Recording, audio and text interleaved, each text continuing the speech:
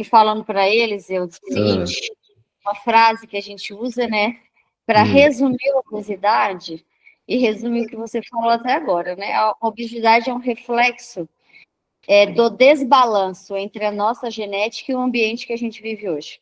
Total. Ou seja, geneticamente não evoluímos para lidar com essa disponibilidade de alimentos e lidar com tantas facilidades que nos deixam cada vez mais com comportamentos sedentários. É isso, o corpo não acompanhou geneticamente tanta evolução, né? A evolução no ambiente, né? Exatamente. E, inclusive, tem até um estudo, ele pegou uma população indígena lá da América do Norte, e parte dessa população acaba que eles vivem hoje em umas regiões montanhosas ali da divisa entre México e Estados Unidos. Então é uma região mais afastada, e parte dessa população vive numa região mais urbanizada dos Estados Unidos, que teoricamente é o epicentro do ambiente obesogênico hoje. E eles veem que, de fato, o quanto que o ambiente é importante, que o índice de obesidade na parte da população que está nas regiões montanhosas é muito menor do que o índice de obesidade das pessoas que estão nas regiões urbanas, né? Então a gente vê o quanto que... Por que é uma população? Por ser uma população indígena, eles compartilham ainda mais dos traços genéticos entre si, porque tem pouca miscigenação entre eles.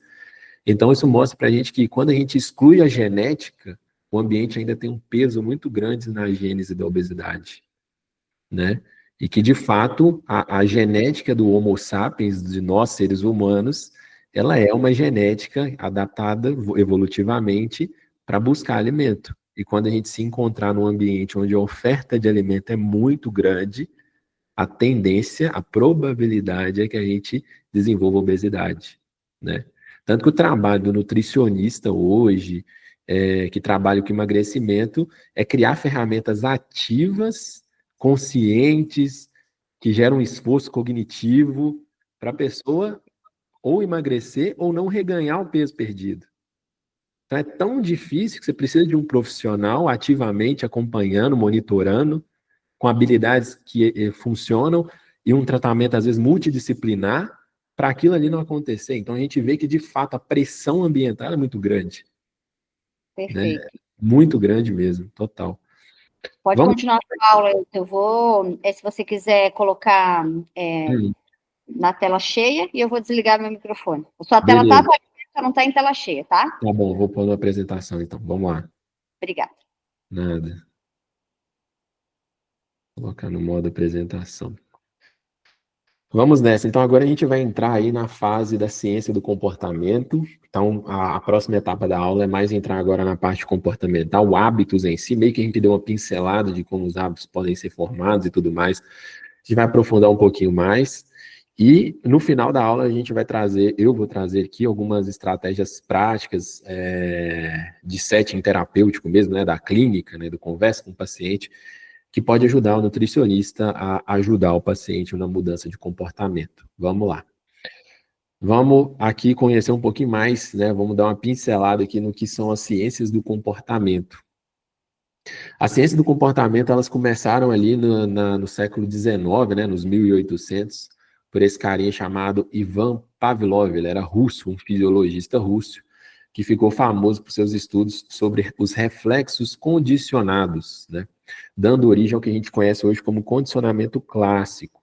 Pavlov descobriu que é possível associar um estímulo neutro a um reflexo inato, fazendo com que esse estímulo que antes era neutro passe a gerar uma mesma resposta. Vou mostrar para vocês agora no próximo slide.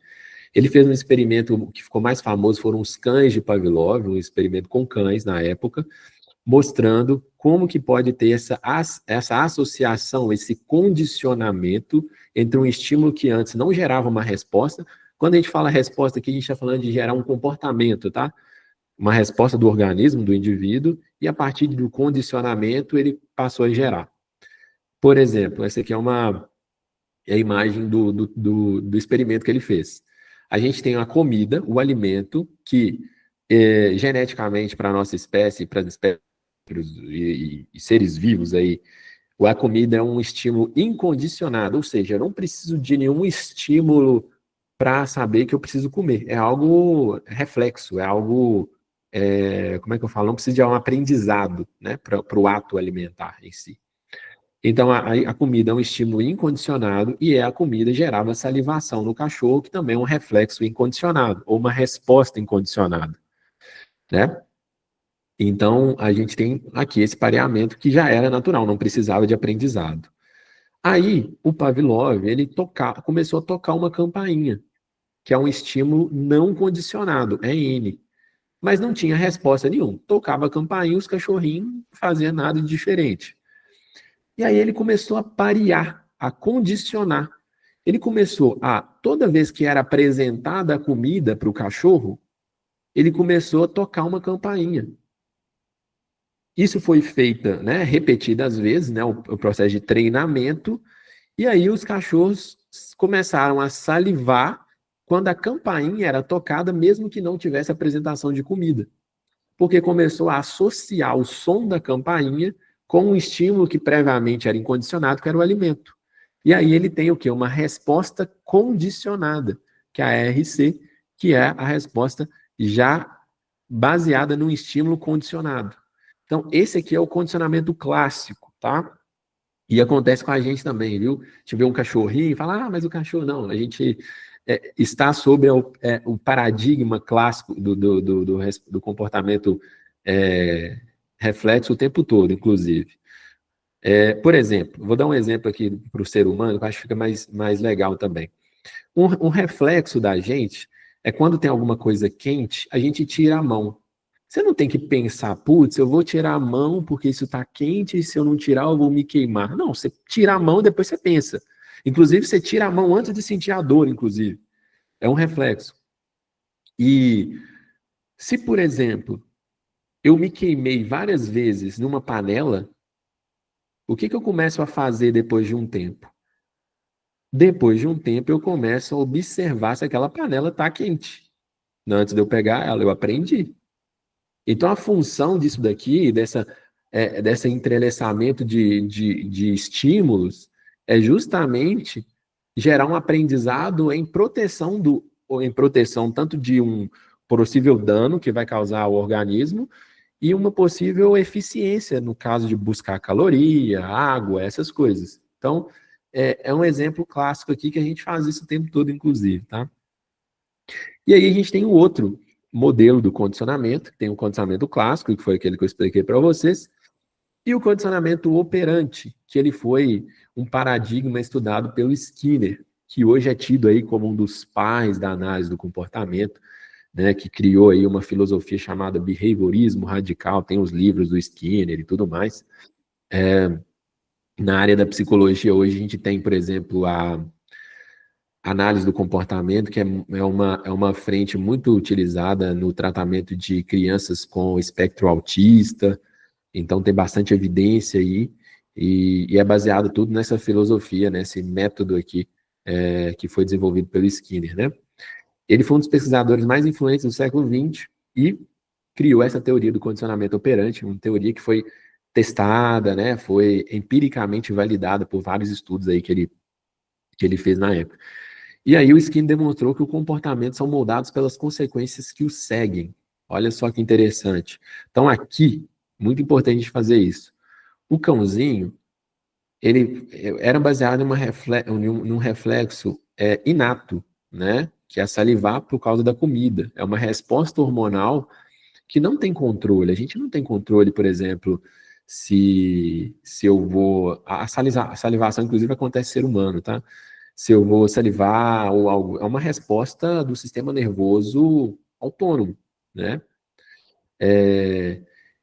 Aqui a gente já está falando de condicionamento onde a gente age, aquele comportamento ele gera um desfecho, né, uma consequência, e essa consequência ela pode aumentar a probabilidade daquele comportamento acontecer no futuro, ou seja, ela é reforçada, ou ela pode reduzir a probabilidade daquele comportamento acontecer no futuro se ela for punida.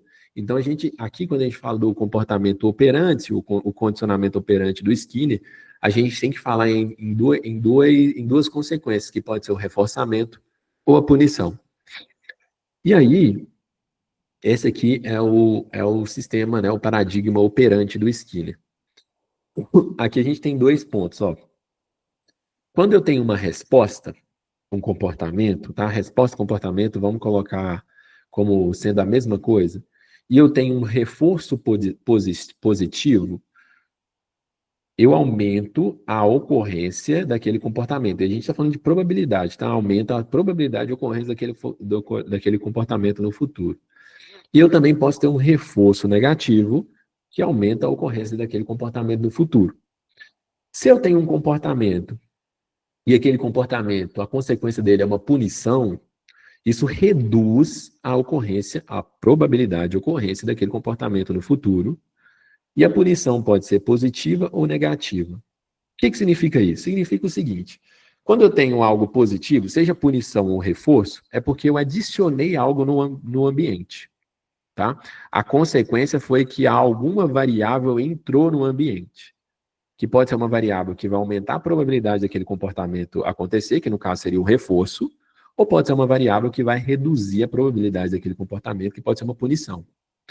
E o contrário serve. Se eu removo um estímulo ou evito, eu tenho um reforçamento negativo ou uma punição negativa. No reforçamento, mesmo tirando algo do ambiente, eu vou aumentar a probabilidade daquilo acontecer, e na punição, tirando algo do ambiente, eu vou reduzir a probabilidade daquele comportamento acontecer. Exemplos práticos, acho que fica sempre melhor assim. Se eu tenho uma criança, está com a mãe no mercado, e ela quer comprar algum doce, e aí essa criança vê o doce, pede à mãe, a mãe fala não, a criança faz uma birra no mercado, grita e faz um escândalo. E a mãe vai lá e dá o doce para ela calar a boca e tal, e vai lá e faz isso. O que a mãe fez? Ela acabou de reforçar positivamente o ato da criança fazer birra. Ela aprendeu que da próxima vez que ela quiser um doce, provavelmente fazer birra funciona. Socialmente aceito? Nós não estamos falando disso. É certo ou errado? Nós não estamos falando disso. Nós estamos falando que nessas contingências funcionou fazer a birra, porque ela queria o doce. Ela fez a birra e ganhou o doce, então a mãe reforçou positivamente para ela o seguinte: olha, toda vez que você quiser um doce, faz essa birra, você vai ganhar ele. Então aumenta a probabilidade que ocorra novamente esse comportamento no futuro. Se, por exemplo, essa mesma criança faz uma birra, pedindo doce, e a mãe vai lá e dá umas palmadas nela, não estou falando que isso é certo e errado, tá? Estou falando da contingência. Pode ser que essa palmada, por gerar uma resposta aversiva, uma punição, ela adiciona algo no ambiente, que é o contato físico, né, com a criança, ela reduz a ocorrência desse comportamento no futuro. Porque a criança aprendeu, eu fiz birra, minha mãe me bateu. Tá? E assim, hoje, aí pode passar pela cabeça, então bater na criança funciona. Hoje, as pesquisas em análise de comportamento mostram que é muito melhor você ensinar alguém pelo reforçamento do que pela punição, tá? E aí, qual que seria um exemplo do reforço negativo e punição negativa? Vamos usar o mesmo exemplo. A criança está no mercado querendo doce, faz uma birra, tá? E o reforço negativo, por exemplo, é que a mãe, ela está lá no supermercado, ela vai lá para ela parar com a birra, ela não faz nada, né? Ela está tirando um estímulo no ambiente que poderia acontecer, que pode aumentar a ocorrência daquele comportamento no futuro. Então, aí a criança faz uma birra, ao invés dela dar o doce, ela vai lá, não faz nada, mas na hora que a pessoa chega na criança chega em casa, ela vai lá e dá o doce em outro momento. Então, naquele momento, ela não adicionou nenhum estímulo, mas ela ainda assim reforçou o comportamento, talvez mais distal. E aqui a gente tem um efeito, uma punição negativa, por exemplo, seria a criança fazer birra, ao invés da mãe bater, ela tirar o videogame dela. Ela tirou algo do ambiente, tá?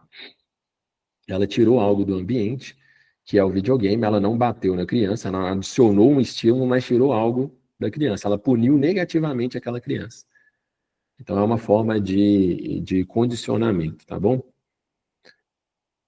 E aí a gente tem as comparações, né, do comportamento operante versus respondente. O respondente é o primeiro, tá? O do Pavlov, dos cãezinhos, e o operante é o do Skinner aqui, que eu dei o exemplo do doce.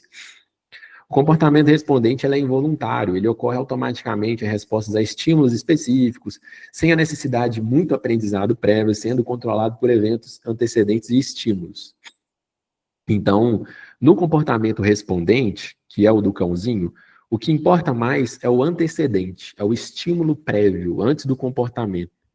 E no comportamento operante, o que mais importa são as consequências que aquele comportamento vai gerar, que é o reforço, que aumenta a probabilidade que aquele comportamento volte a ocorrer, ou a punição, que é a redução da probabilidade que aquele comportamento volte a ocorrer.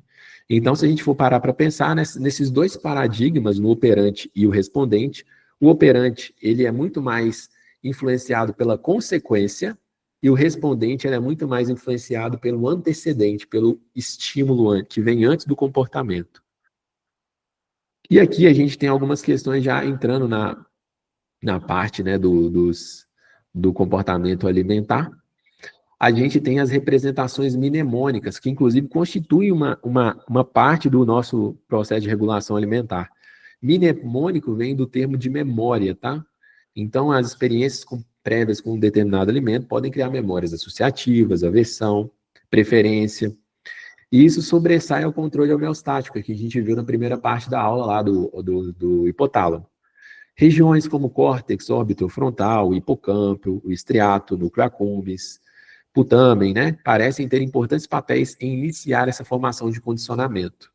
Então, o condicionamento, ele é um processo de aprendizado.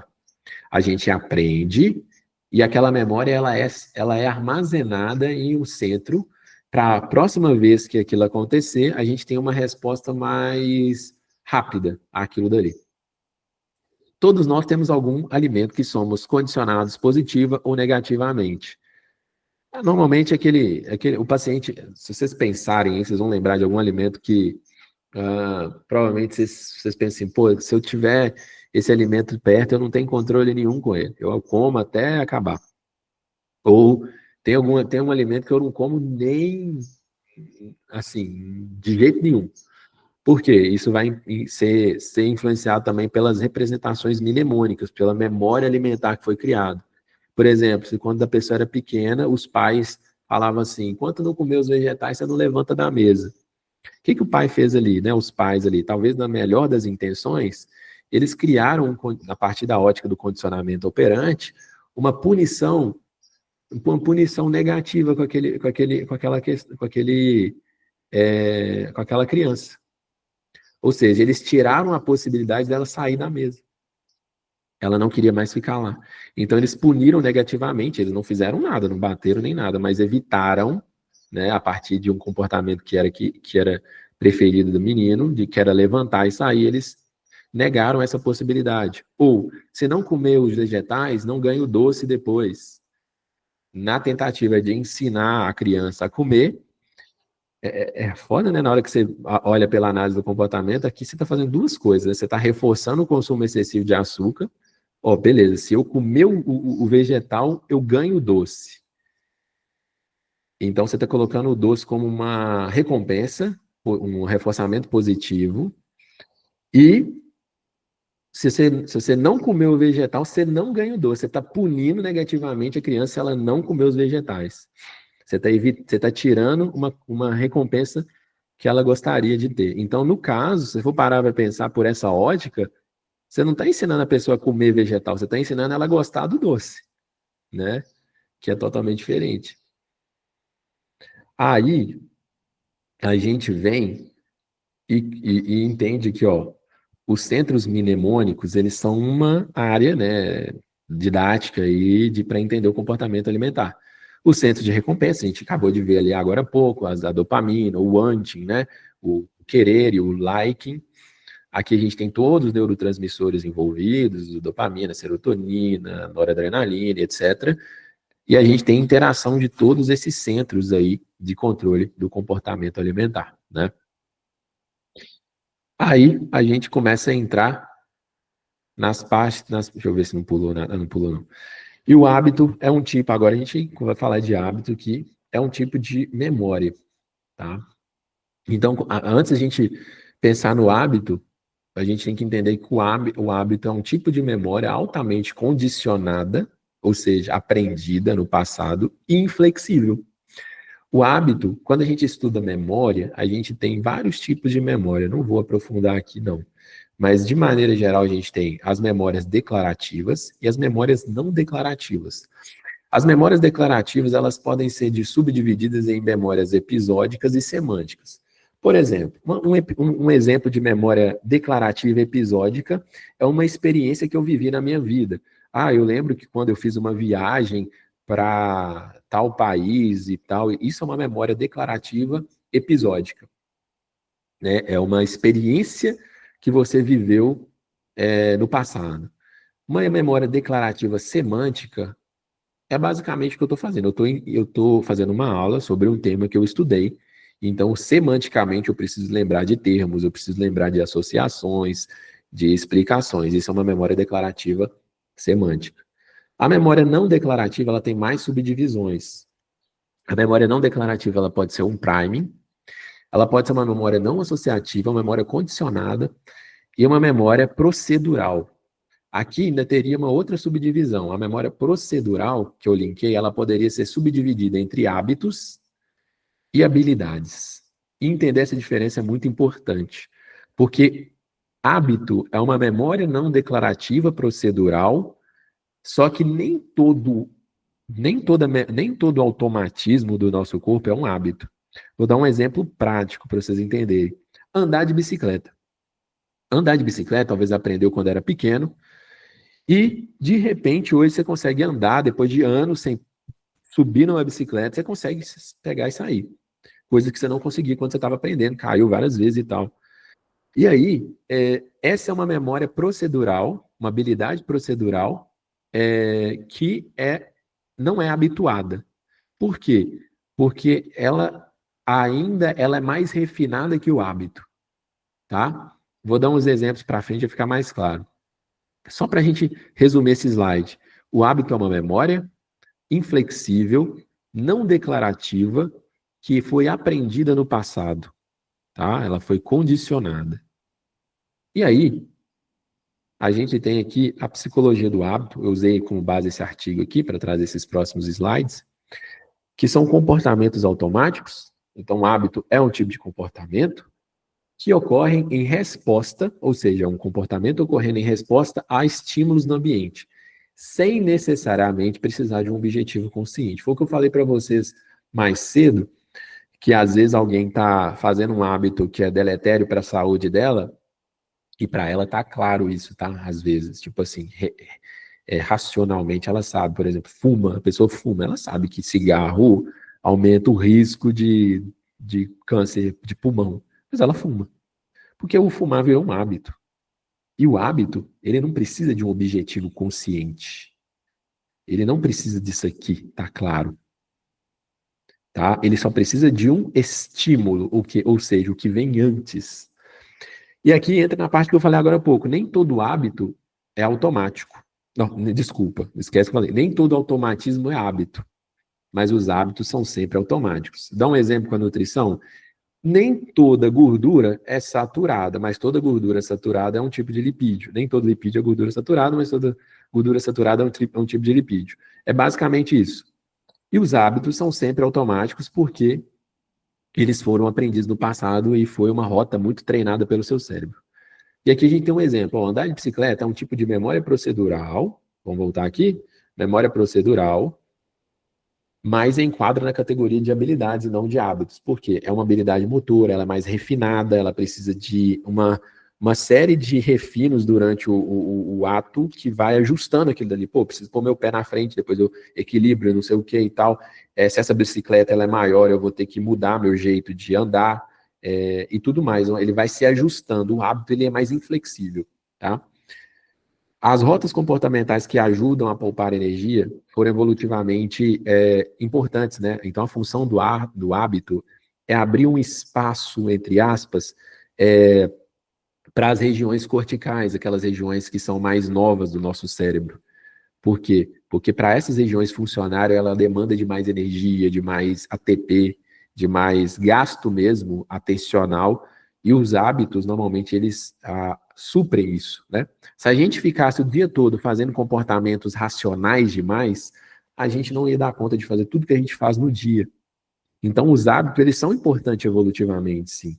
O problema aqui que a gente está trazendo é quando hábitos são desadaptativos, eles são nocivos para a vida daquela pessoa hoje. No início, o comportamento ele é feito baseado em algum objetivo, que a gente chama de Goal Direct Behavior, né? O comportamento direcionado a um objetivo. Com a repetição, ele vai sendo constantemente reforçado e padronizado por regiões mais antigas do nosso encéfalo, como os núcleos da base. E aí a gente começa a formar um hábito a partir desse processo de aprendizado instrumentalizado. Comportamento gera um reforço que gera um aprendizado. Isso repetido várias vezes vai se tornando um hábito. Tem até um estudo legal que mostrou que em pesquisas nos quais as pessoas registravam uma vez a cada hora que estavam comendo, ou que estavam pensando, sentindo e fazendo, chegou na conclusão que, em média, 43% das ações realizadas diariamente eram geralmente no mesmo contexto. Ou seja, pegando esse estudo, quase metade de tudo que as pessoas faziam no dia eram coisas habituadas. Isso é muito importante que seja assim mesmo, porque imagina só se toda ação que eu vou fazer no meu dia, eu começar a parar e pensar, pô, mas qual que é a consequência disso? Né? Mas o que que eu posso esperar? Pô, vou fazer meu café de manhã. Mas e se eu fizer esse café aqui e ele ficar ruim? E, sabe, se você for parar para pensar, você começa a entrar na tela azul no nosso cérebro. A gente não tem essa capacidade cognitiva para fazer isso. E aí, uma coisa importante, né, é a gente entender o hábito como algo evolutivamente importante, adaptativo, mas que existem hábitos que precisarão ser mudados. Como os hábitos eles são insensíveis à mudança de curto prazo, o que é isso? Pensa numa coisa que foi aprendida por vários anos por uma pessoa, aí de repente ela passou no nutricionista, quer mudar a alimentação, e em um mês espera-se que haja mudança daquele hábito? Não, não vai ter. De forma alguma. Inclusive, até uma discussão na ciência se um hábito ele é desaprendido. O que parece acontecer é que ele é sobreposto por outras novas habilidades, tá? Outros novos comportamentos ou novos hábitos. E ocorre menor sensibilidade ao resultado consequência, foi o que eu falei agora. Então, os antecedentes são muito mais importantes para aquele hábito acontecer do que as consequências que serão geradas em relação àquele comportamento. Isso explica, em grande parte, a dificuldade das pessoas para mudança comportamental. Explica porque um paciente sempre tem recaída. Porque ele está criando novas habilidades, ele está se abrindo a novas experiências, porém, a contingência, né, o ambiente da vida da gente muda. Então, quando vocês estiverem atendendo, ou se alguém já atendeu, vocês vão ver muito isso, ó. A pessoa começa um processo de emagrecimento, ela está emagrecendo, ela está se sentindo bem, ela está percebendo um resultado positivo na vida dela, ela está adaptando a dieta na rotina padrão, mas aí de repente ela viaja. E no ela viajar, ela não consegue seguir a dieta. Por quê? Porque o hábito que ela vinha criando daquela dieta foi baseado naquele contexto, ou seja, naqueles estímulos da rotina usual dela e não na rotina de viagem dela. E como o hábito ele é um comportamento altamente inflexível, ela não tem habilidades cognitivas para lidar com a alimentação naquele cenário diferente. E aí entra o nutricionista. Inclusive, uma das capacidades que são preditoras de sucesso no acompanhamento nutricional, de emagrecimento, é o que a gente chama de flexibilidade cognitiva. Flexibilidade cognitiva é isso. É eu adaptar os meus comportamentos para um cenário novo. Eu ter essa capacidade de ser flexível em determinados cenários diferentes. Tá? E aí, as metas bem estruturadas, e aí uma função do nutricionista, tá? Pode motivar as pessoas a mudarem ativamente seus comportamentos-alvo. que no caso seria alimentação aqui, que é um mais amplo e tal, mas distribuir metas, porque as metas elas vão trazer algo que está automatizado de maneira mais consciente e faz a pessoa, de fato, pensar na consequência daquele ato, ao invés de só fazer baseado no antecedente daquele ato. Então, ocorre uma mudança daquela ação pré-definida em determinado contexto, criando um outro aprendizado mais adaptativo. E aí a gente tem os pontos, né, de dificuldade, que na vida real é assim que acontece. O estresse, a distração, podem aumentar a dependência dos padrões habituados. Então, a gente vê que situações estressantes, como elas geram uma demanda cognitiva muito grande, elas acabam fazendo o nosso cérebro voltar para o status quo, para o hábito, porque é uma rota mais tranquila, dá menos gasto energético. Então é muito comum um paciente também que está indo super bem na dieta e aconteceu alguma outra coisa na vida dele, sei lá, a mãe ficou doente e teve que ser internada. A pessoa já não começa, ela já perde totalmente ali a capacidade de organização, planejamento, autocontrole, ou seja, ela começa a deixar aqueles novos comportamentos de lado e vai voltando para os comportamentos habituais que fizeram ganhar peso. Por quê? Aquele padrão habituado ele está mais bem traçado, ele já tem está mais enraizado no cérebro daquela pessoa. Né? E eu tenho até um meme aí. O que queremos fazer é emagrecer. E o que fazemos? Fazemos hábitos que nos distanciam do emagrecimento. E aí entra naquele processo de ambivalência da mudança, né, que é bem comum. A pessoa quer algo, mas ela se vê fazendo outra coisa. Por quê? Porque o ambiente que ela está no momento desencadeia hábitos baseados no que ela já aprendeu no passado. E a gente sabe que hábito é um comportamento baseado no antecedente, nos gatilhos ambientais, nas pistas do ambiente, e não nas consequências que ele vai gerar. Por isso que a gente muitas vezes faz comportamentos que são deletérios para a gente sabe disso, mas ainda assim continua fazendo, né? E eu acho que um ponto importante, já trazendo para a prática clínica, é nós, como profissionais, entendermos isso e não culpabilizar o paciente por isso. Por quê? Porque a gente está vendo por A mais B que não é uma falta de força de vontade. Na verdade, é um aprendizado que foi muito bem feito ao longo da vida dessa pessoa e que muitas vezes ela não tem nem consciência que aquilo foi aprendido, tá? E aqui a gente tem o que a gente chama de sistema dual, ou comportamentos direcionados ao objetivo. Mentira. Sistema dual e um subtópico do sistema dual são os comportamentos direcionados a objetivos. Vamos lá. No sistema direcionado por objetivos, sinais em nosso ambiente, que são os estímulos, tá? Estímulo com a sigla S, porque S de estímulos em inglês, né, que começa com S.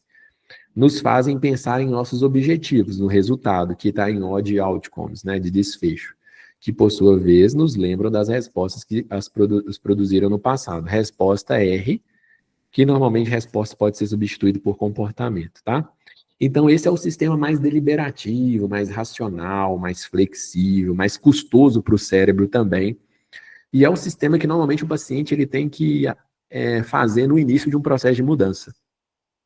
Então eu tenho um estímulo, eu vi um estímulo, por exemplo, mudar minha alimentação, a dieta que o nutricionista prescreveu, isso é um estímulo. Um desfecho, um resultado, e aí eu me comporto baseado naquilo. Ou seja, o comportamento aqui, ele é produto da avaliação entre desfecho e estímulo. Olha, se eu fizer essa dieta, o que ela pode me gerar de resultado? O que ela pode me gerar de consequência? Qual seria a consequência de fazer dieta para emagrecer? Ou de seguir essa dieta? Ou seja, o meu comportamento ele vai ser baseado no que aquilo vai me retornar, na recompensa que eu vou ganhar para aquilo. Esse é o comportamento mais deliberativo. E esse é um comportamento que é mais custoso para o cérebro, porque ele tem que levar em consideração essas variáveis. Tá? O conhecimento das consequências do próprio comportamento permite que os indivíduos se comportem com uma orientação para um determinado objetivo. Então, aqui a gente entra num outro ponto que não dá para destoar, distanciar dessa fala, que é a motivação. A motivação, basicamente, tá, é uma energia psicológica que leva o indivíduo a fazer algo, mesmo que aquele processo seja desconfortável, mas por conta da motivação, ou seja, o resultado que aquilo vai gerar, os motivos pelos quais ele está fazendo, ele vai se permitir passar por aquilo. Então, a motivação, ela é um construto, ela é uma variável importante no processo de mudança. E hoje, na entrevista clínica, na anamnese, na forma de conduzir uma consulta, a gente tem estratégias validadas cientificamente que ajudam o paciente a evocar essa motivação e aumentar os fatores motivacionais, tá?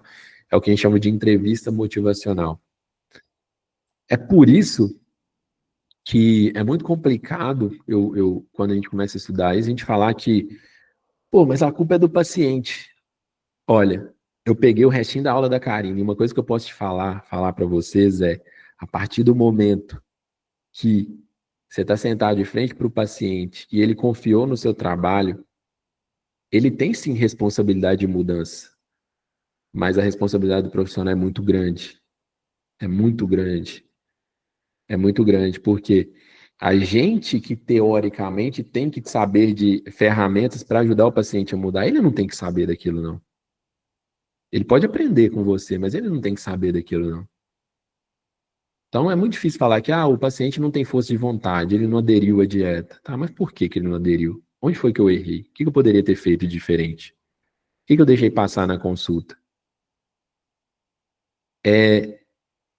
Eu acho que o atendimento clínico, ele é uma constante maneira de autoaperfeiçoamento.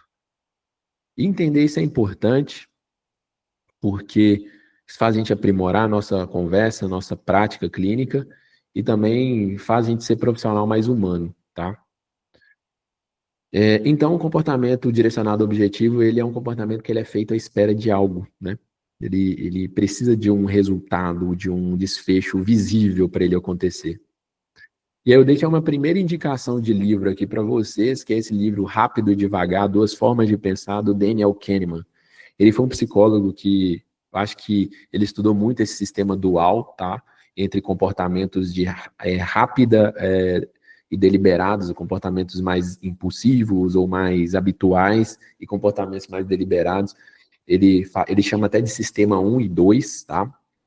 E ele descreve muito sobre isso no livro, com exemplos, com artigos e tal, ele traz referência. É um livro muito bom para quem quiser estudar mais sobre, tá? Eu acho que vale a pena a leitura, tá bom? E em contraste do comportamento deliberativo, a gente tem um comportamento habituado, né? Que é um comportamento mais rápido. Olha aqui a contingência desse aqui, ó. Vamos voltar no anterior. Peraí, aqui. Aqui a gente tem estímulo, visualização do desfecho, né? O resultado, e assim a gente emite o comportamento. Aqui não.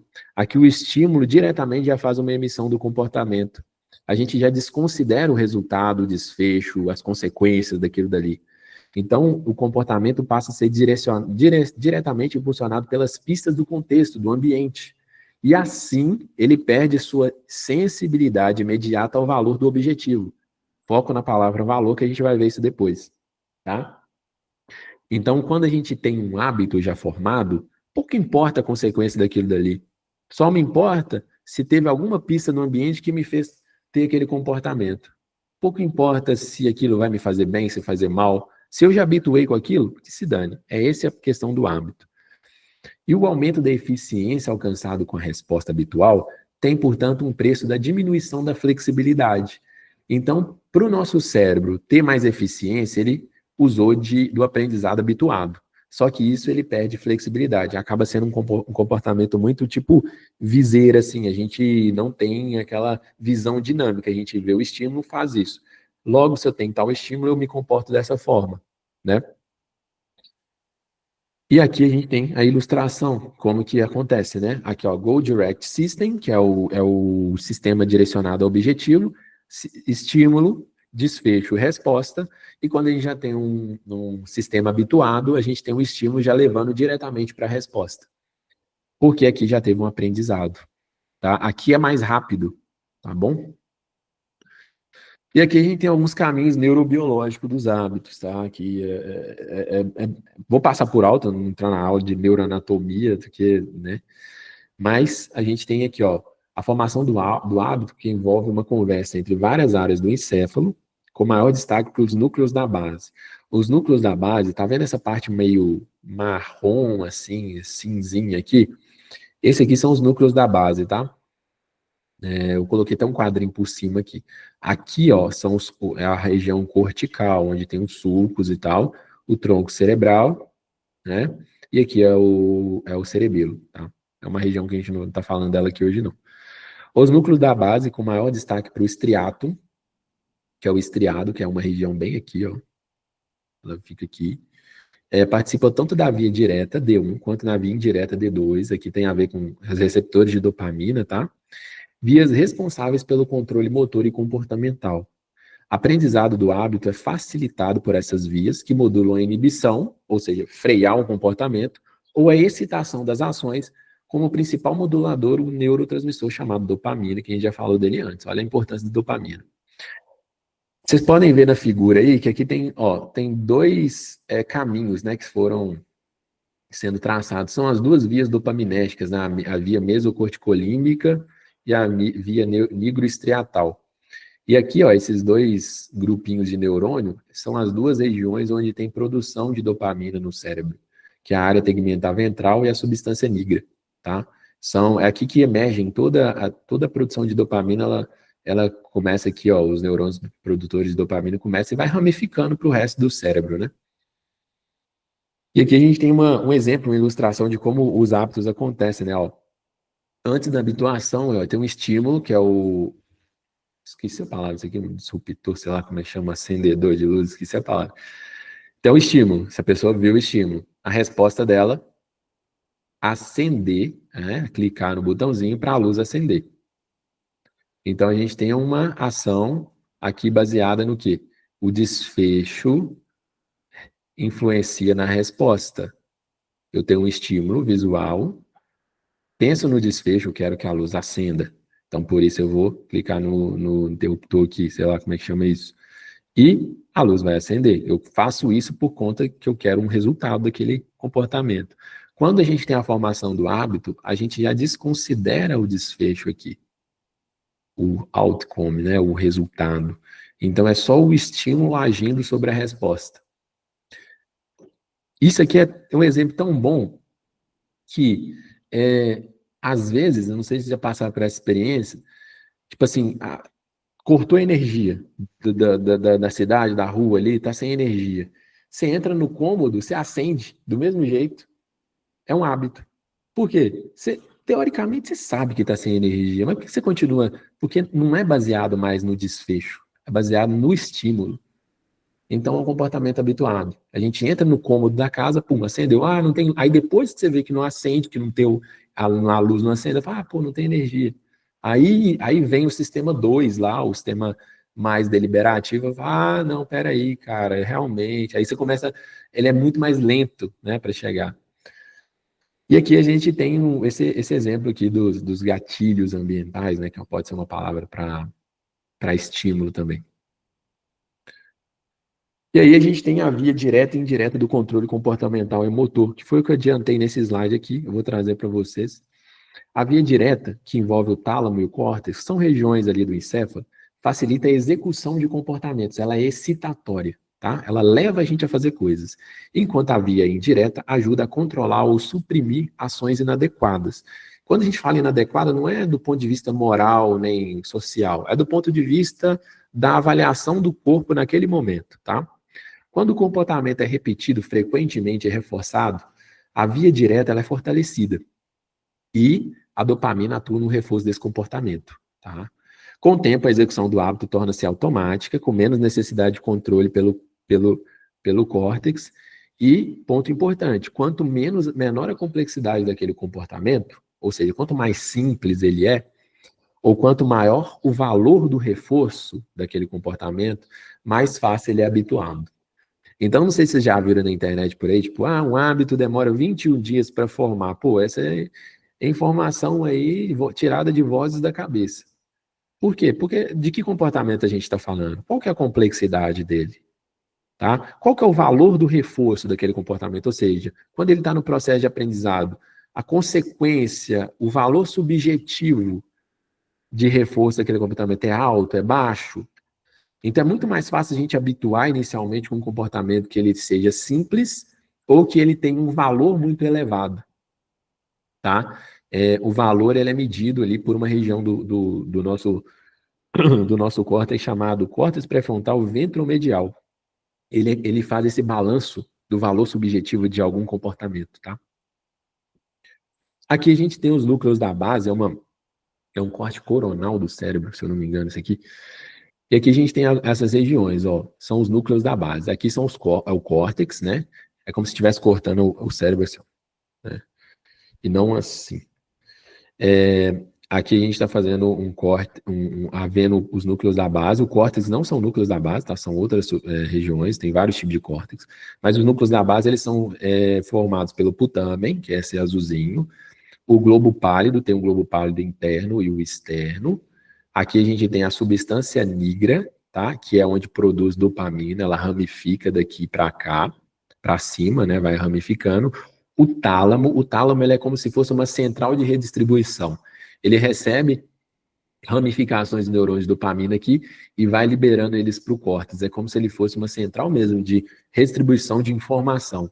E o núcleo caudado aqui também, tá? Então são essas regiões que a gente chama de núcleos da base. E, rapidinho, vou explicar essa imagem para vocês entenderem como que acontece a via direta e indireta do controle motor. Todas são baseadas pela dopamina, tá? Aqui a gente tem substância nigra e área tegmentar ventral, que é aquelas duas regiões que produzem dopamina, que eu mostrei para vocês naquela imagem anterior de um outro slide. A dopamina modula essa região chamada estriato, que é o quê? Que é uma região do núcleo da base, ela fica mais ou menos aqui, ó, assim. Aqui não está mostrando ela não pelo corte. Essa região do estriato, ela tem duas vias, tá? A via indireta e a via direta. Vamos na via direta, que ela é a via excitatória, ela faz o comportamento acontecer, tá?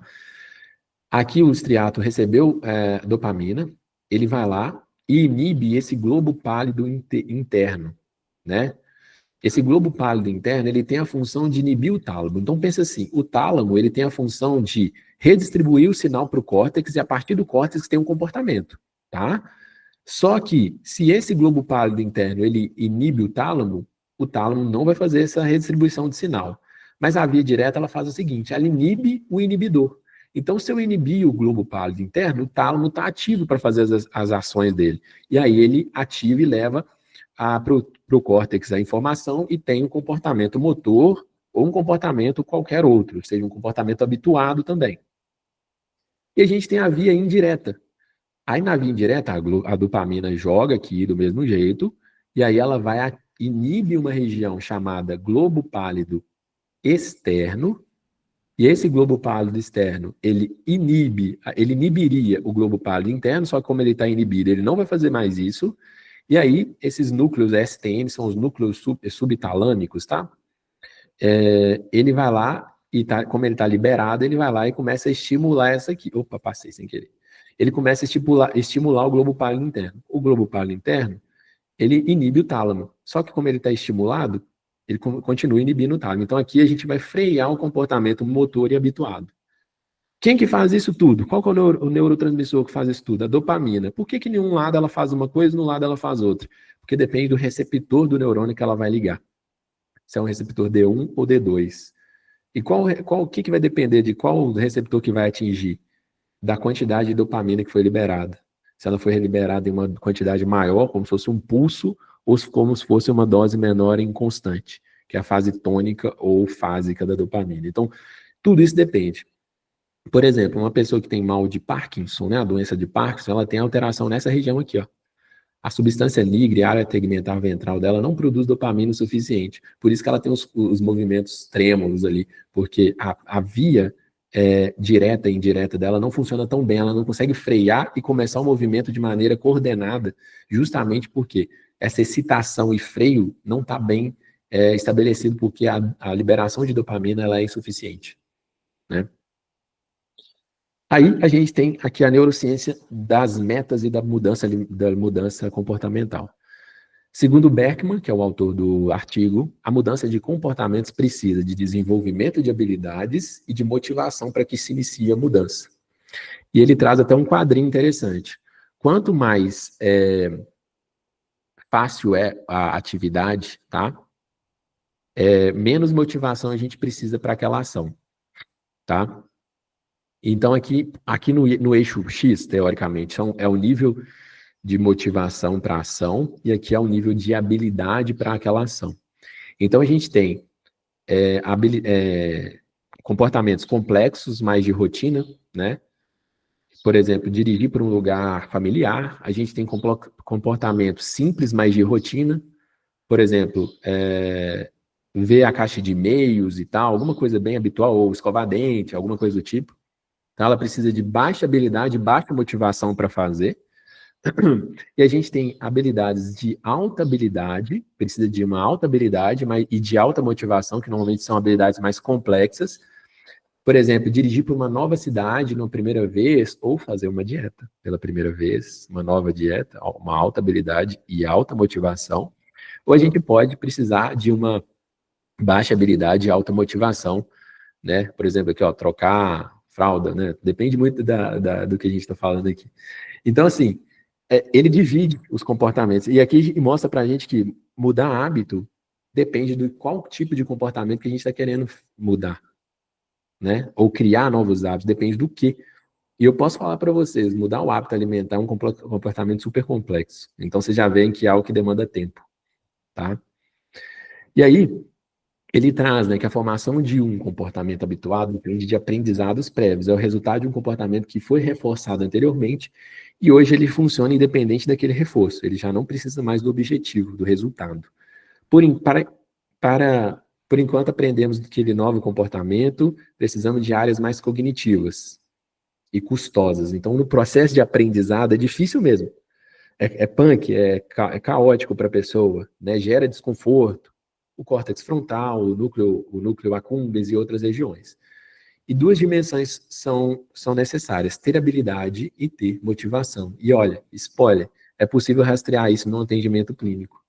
Tem como você saber se a pessoa tem habilidade e você saber os níveis de motivação dela se você conduzir uma consulta clínica bem conduzida. Você consegue ver qual que é o nível de habilidade e motivação daquela pessoa que está te procurando para iniciar aquele novo aprendizado, aquele novo comportamento. E o cenário disso num processo de emagrecimento, gente, vamos lá. Aqui a gente vai dar uma... Estamos no caminho final, hein? Na parte final da aula, aguenta aí. Por que é tão difícil emagrecer e manter isso no longo prazo? Ó, primeiro, a gente já falou, incompatibilidade evolutiva. Escassez de recursos, o nosso corpo foi evoluído para uma situação dessa. A maioria do nosso arsenal fisiológico e psicológico é voltado para lidar com a falta e escassez de alimento. E a gente tem uma enorme capacidade de ser eficiente em termos energéticos, em estocar energia, em buscar energia. A evolução tecnológica, é o que a Karina falou agora no intervalo, ocorreu muito mais rápido do que a biológica.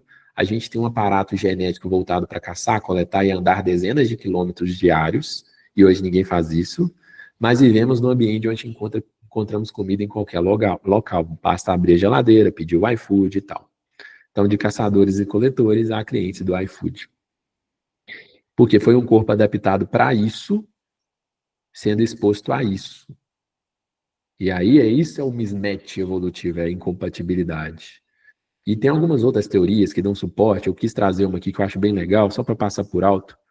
A gente tem essa teoria tricomática para forrageamento. Ela parte do princípio que os primatas, e nós somos primatas, evoluíram essa capacidade que aumenta a eficiência na aquisição calórica de alimento. O que é isso? Ela parte do princípio que os primatas têm uma visão tricomática, baseada em 3 cores principais, azul, vermelho e verde.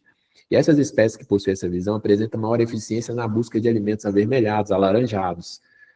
E porque, normalmente, vocês vão ver que as frutas maduras, elas têm essa cor. Elas ficam com uma cor diferente da relva, na selva, assim.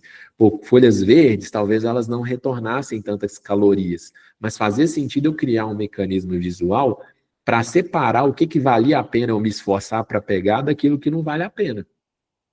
Então, se eu vejo uma árvore grande que tem um pé de manga, eu vejo uma manga amarelinha lá em cima, que já entra nesses tons aqui, ó, vale a pena eu subir no pé, correr o risco de cair, quebrar? Talvez valha, né? Então, esse aqui chama teoria do forrageamento ótimo. A gente faz um cálculo, tá? Mental para saber se vale a pena despender energia para aquilo em relação ao retorno que vai trazer para a gente. Então, tá ligado geralmente com centro de motivação e recompensa. E nós somos seres tricomáticos, né? A gente aprendeu e evolutivamente adaptou a nossa visão para entender tons avermelhados, alaranjados, amarelados um pouquinho, como sendo algo valoroso do ponto de vista energético, né? Ou seja, a visão é um sentido muito importante na detecção alimentar. E a indústria de alimentos sabe disso muito bem. Olha só, interessante, né? Vocês veem que os tons, eles são bem assim, né, de comida, bem vermelho, amarelo, laranja, essas cores bem assim, baseado nesse sistema aí.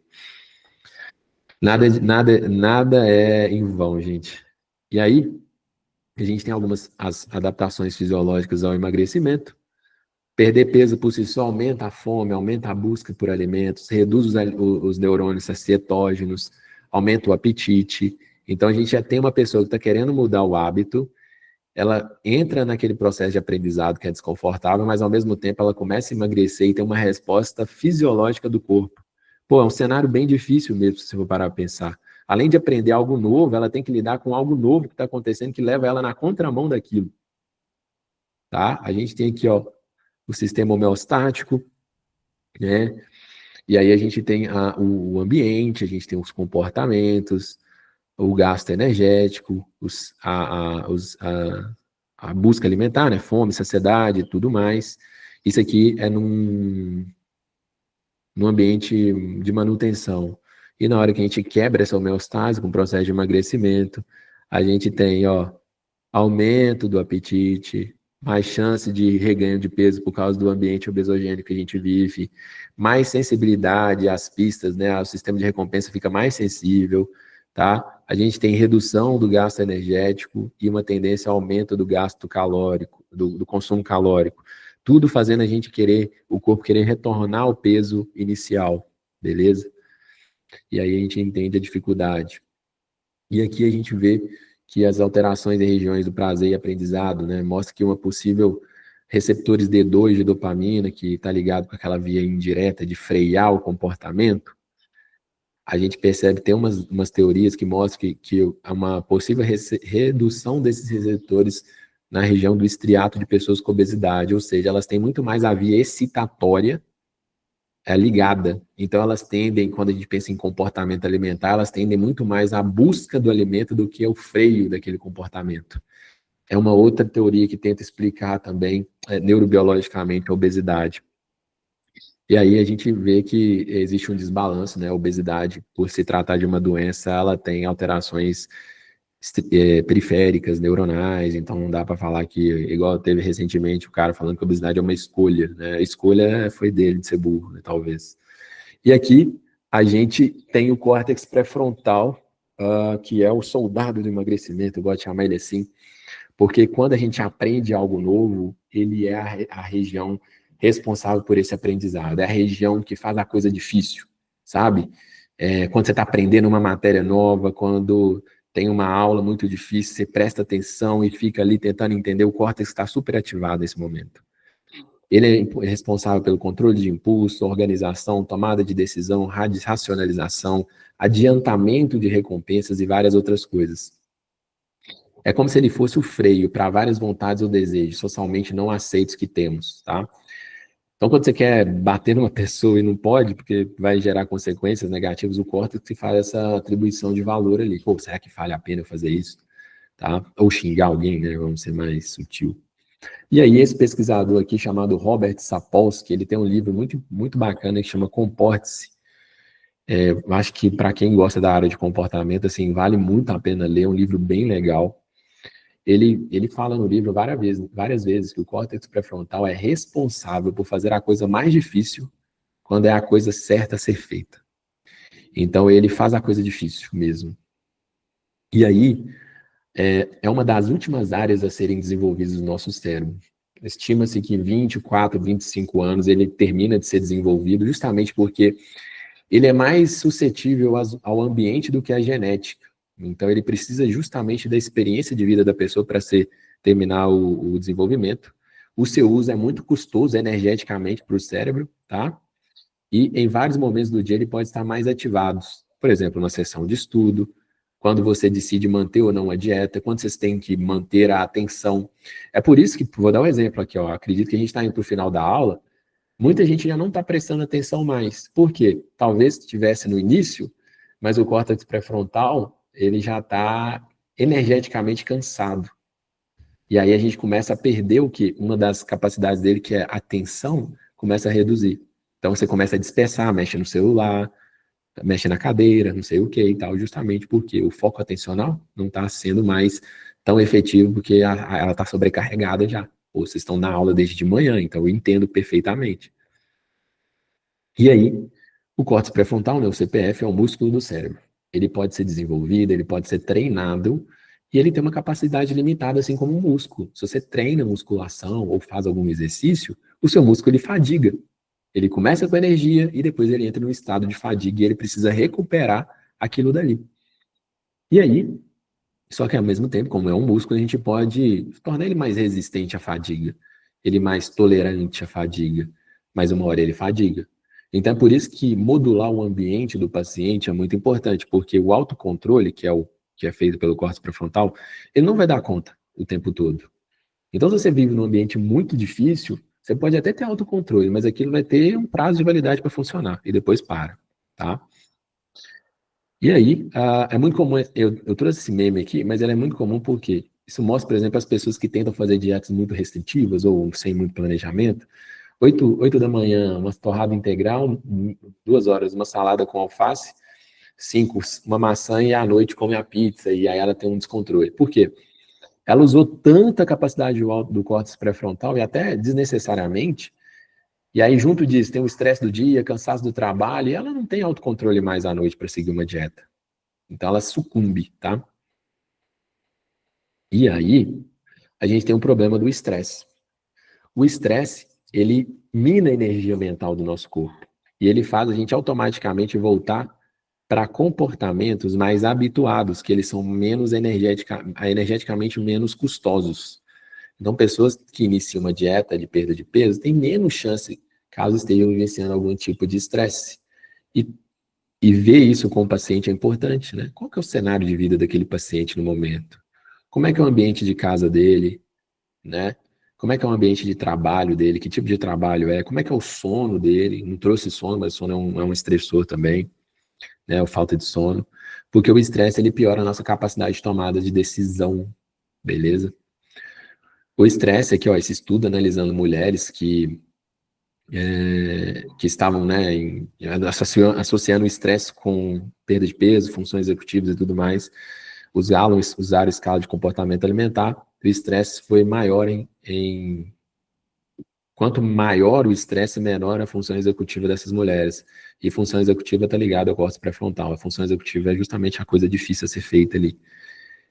Menor função executiva, maior presença de comportamentos habituados, porque eles são mais simples de fazer, tá? São mais aprendidos, é uma rota mais fácil.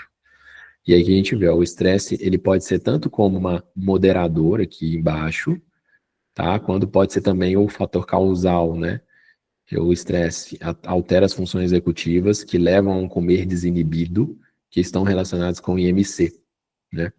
Então entra aqui justamente o estresse como um moderador do comportamento alimentar, negativo no caso, né?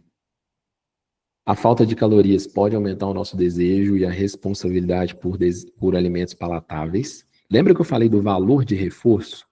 O valor de reforço é muito importante por isso, gente. Por exemplo, quanto maior o valor de reforço de um comportamento que ele gera, né, o resultado dele for mais reforçador, mais rápido eu aprendo. Então é muito mais fácil eu aprender a comer comidas hiperpalatáveis, que hoje são a maioria aí do ambiente que a gente vive, do que uma comida que não tem tanta palatabilidade. Porque o valor de reforço dela vai favorecer a formação de um hábito muito mais rápido. E querendo ou não, por melhor que o nutricionista prescreva uma dieta, monte ela de acordo com as preferências do paciente, querendo ou não, tem uma perda de palatabilidade. Vamos ser sinceros.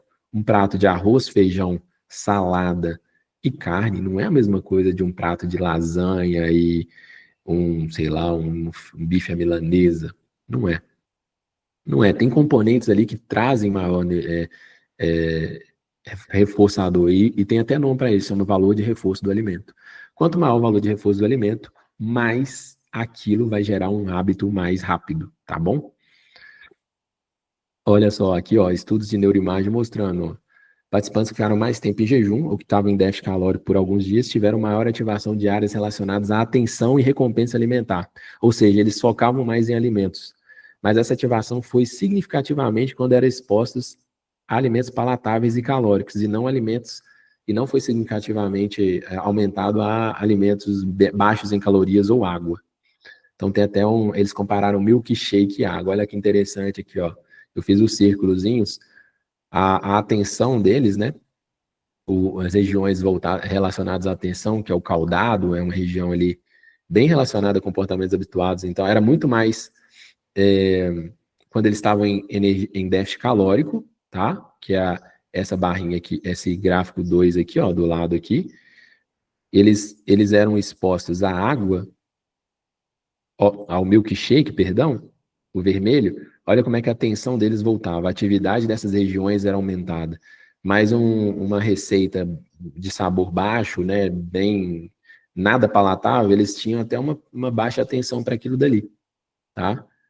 E quando eles estavam em manutenção energética, não tinha tanta mudança assim. Ou seja, a fome é um preditor a fome física, né, vamos falar assim, ela está ligada também com a busca e recompensa alimentar. Aqui a gente vê aquilo que eu falei no início da aula, que sistemas homeostáticos e hedônicos são super interligados, tá bom?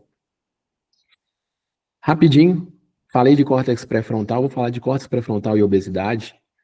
A obesidade parece levar a alterações no funcionamento do córtex pré-frontal. Então, pessoas com obesidade, elas têm mais dificuldades em ter um córtex pré-frontal funcional, tá? E parece correr mais vulnerabilidade às pistas do ambiente. Aquele sistema de recompensa e habitual, ele parece estar mais sensível a pistas, né? Ver comida, sentir cheiro, sabor, do que uma pessoa sem obesidade. Então, isso talvez, a gente só não sabe se isso está ligado na causa, provavelmente não, eu acredito que não, mas talvez isso aqui é um dos fatores que dê manutenção na obesidade, tá? Aqui tem até um esqueminha, né, ó, pistas alimentares induzindo a atividade de regiões de autorregulação e recompensa alimentar. Então, ó, essa córtex pré-frontal lateral é uma área relacionada a comportamentos deliberados, racionais, aquela hora que você decide fazer a coisa difícil, quando ela é a coisa certa a ser feita, né? Ela reduz a atividade na pessoa com obesidade. Agora, a região do estriato, ó, que eu mostrei para vocês, relacionada a hábito, córtex pré-frontal ventromedial, que aumenta o valor subjetivo do comportamento, e o órbito frontal, que aumenta o valor emocional daquele comportamento, ativam muito. Então, é normal que a pessoa com obesidade ela tenha menor funções executivas e mais sensibilidade às pistas do ambiente. O que isso mostra? Menos regulação dietética, ou seja, ela sai mais da dieta, ela tem mais dificuldade em aderir a uma dieta alimentar, uma mudança alimentar. Consumo excessivo de alimentos, calorias e alimentos desses em calorias, ganho de peso, obesidade e dá manutenção a essa disfunção aqui, tá? O que parece como a obesidade é uma doença inflamatória, crônica, subclínica, essa inflamação ela pode alterar o funcionamento dos neurônios do córtex pré-frontal também. Essa é a hipótese que os autores trouxeram no estudo, tá? Então, a própria neuroinflamação causada pela obesidade altera o comportamento alimentar. Para uma pessoa com obesidade, fazer dieta é mais difícil do que para uma pessoa sem obesidade, tá? E aí a gente tem, né, várias questões que os alimentos ultraprocessados são um estudo bem legal do Kevin Hall, de 2019, se não me engano. Ele mostrou que um consumo ad libitum, né, de alimentos minimamente processados versus ultraprocessados, o consumo minimamente de ultraprocessados foi cerca de 500 calorias a mais do que no grupo exposto a alimentos minimamente processados. Esse mesmo grupo, consequentemente, consumiu mais caloria, teve aumento de peso, né? Aqui a gente vê até o gráficozinho, né? O vermelho é os alimentos minimamente processados, teve um consumo calórico menor, uma média de 2.500 calorias, no consumo de alimentos ultraprocessados em torno de 3.000 calorias, 500 calorias em média, né, a mais.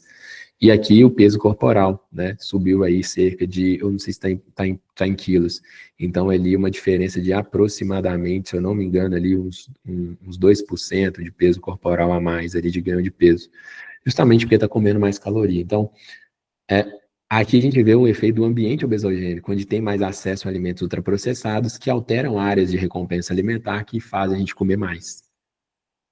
Esse é um outro estudo também trazendo o mesmo ponto, estudo crossover, com 57 participantes, publicou na Nature aí, né, foi acho que em junho, se não me engano, é um estudo bem novo, inclusive, sendo o grupo comparando um padrão alimentar rico em ultraprocessado e outro com minimamente processado. Aqui diferente foi a exposição foi feita com base em guidelines ingleses, né, de recomendação de nutriente. Então, uma dieta dos ultraprocessados, elas seguiam as recomendações de carboidrato, gordura e proteína. E a outra seguia aquela recomendação nova, né, baseada no modelo, né, nesse modelo aí.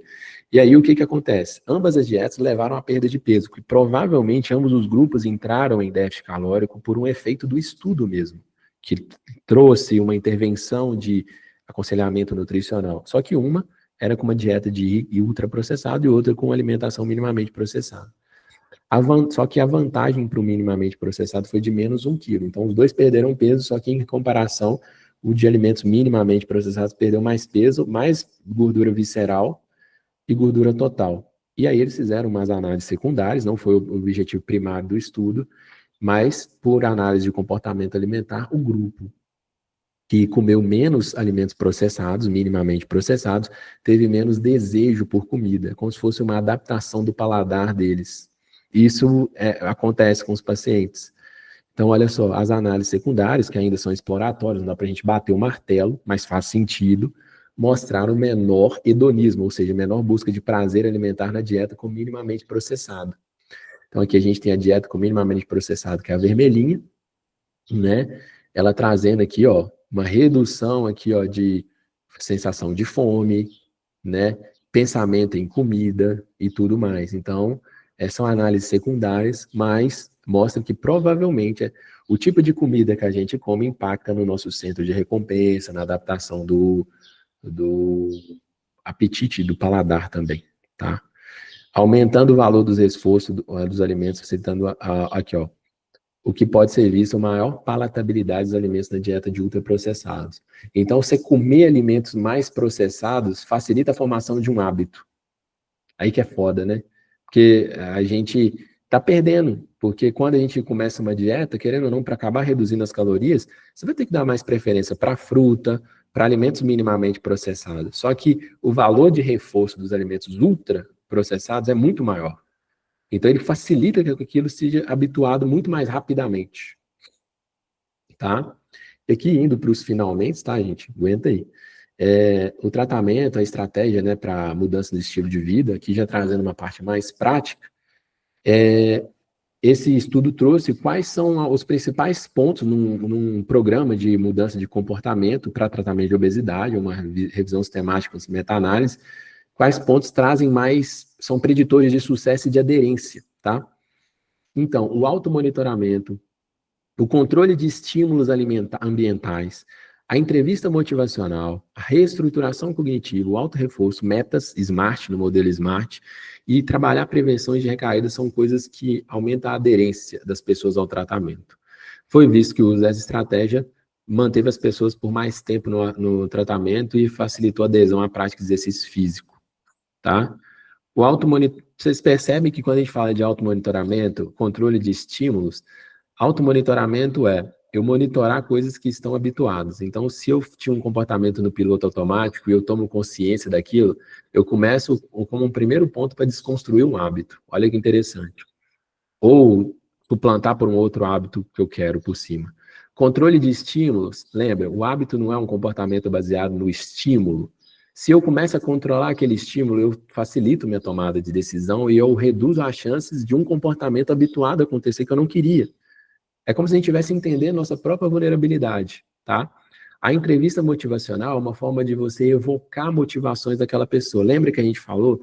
Para um comportamento baseado no objetivo, ter clareza do objetivo e esse objetivo ser importante para a pessoa é muito importante, porque isso aumenta a motivação dela e facilita a mudança, tá? E as metas SMART, por exemplo, é uma forma de você sistematizar isso com o paciente, tá? Algumas estratégias, né? Faltou aqui a palavra estratégias comportamentais que podem ser usadas na nutrição. Ferramentas práticas, né? Entrevista clínica. A gente pode investigar as capacidades, skills, né, e motivações do paciente. Compreender pontos de vulnerabilidade, pontos fortes para mudança. Usar escalas de capacidade e importância baseado no modelo de entrevista motivacional. Conversando, gente, a gente consegue fazer isso. Basta fazer as perguntas certas, tá? E estar atento ao que o paciente fala. Eu dei um exemplo aqui meio que de um roleplay, assim, com o paciente. Olha, investigando a capacidade. Se o paciente tem habilidade, conhecimento, repertório para aquilo ali.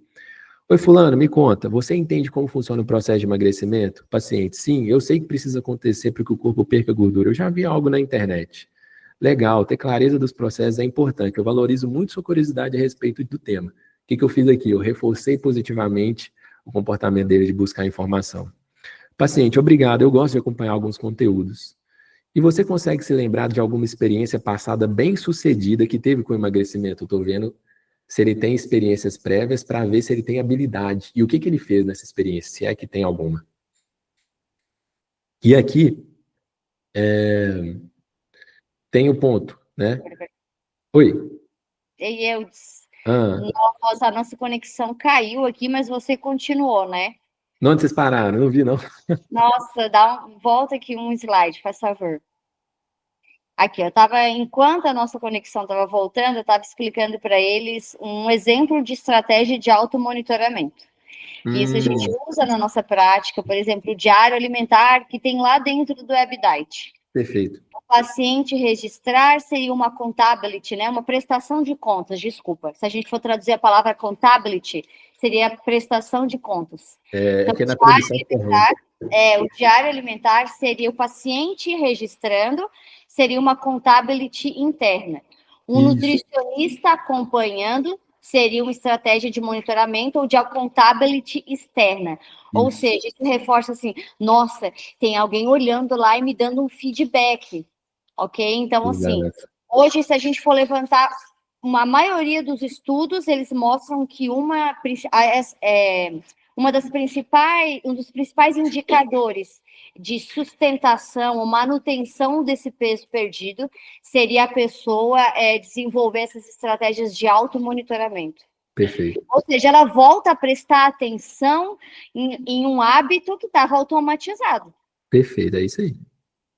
Pode continuar, eu não sou nada, né, falar sobre isso. Não, mas é isso. A função do automonitoramento é justamente essa.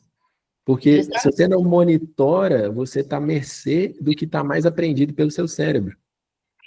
Né? Então, de fato, vou fechar o microfone, fica à vontade aí, nós paramos nesse slide. Tá, perfeito. E aí a gente tem essas aqui, o slide, ele traz esse estudo, né, uma revisão sistemática meta-análise, mostrando quais são as estratégias que mais trazem aderência ao tratamento a longo prazo. E aí, como a Karina falou, o automonitoramento é um dos primeiros pontuados lá. Controle de estímulos ambientais, a gente viu que os hábitos, eles são comportamentos baseados nos estímulos, então se a gente melhora o ambiente, no que está no controle, tá? Nem tudo vai ser possível.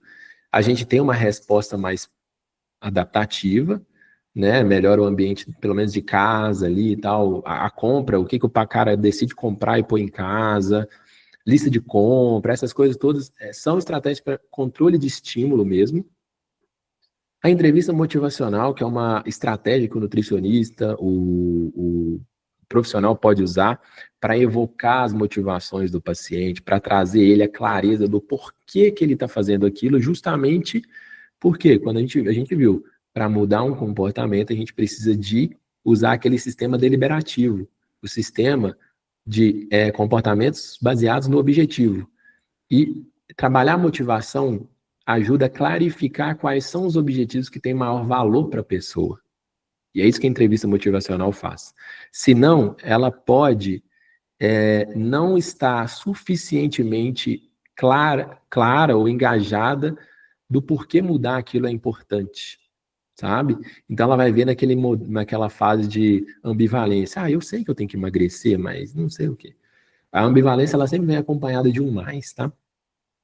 A reestruturação cognitiva, aqui a gente pode ajudar, aqui o psicólogo ele tem uma função muito mais capaz, mas a gente pode ajudar, por exemplo, quebrando crenças nutricionais, mitos, algumas crenças da pessoa sobre ela mesma, de eu não conseguir e tal. A gente pode avaliar o histórico e apontar para ela que talvez aquela visão dela não faça tanto sentido e tudo mais. As metas SMARTs e a prevenção de recaída. A prevenção de recaída é dar realmente um aconselhamento para a pessoa que o que ela fazer quando as coisas não saírem como planejado.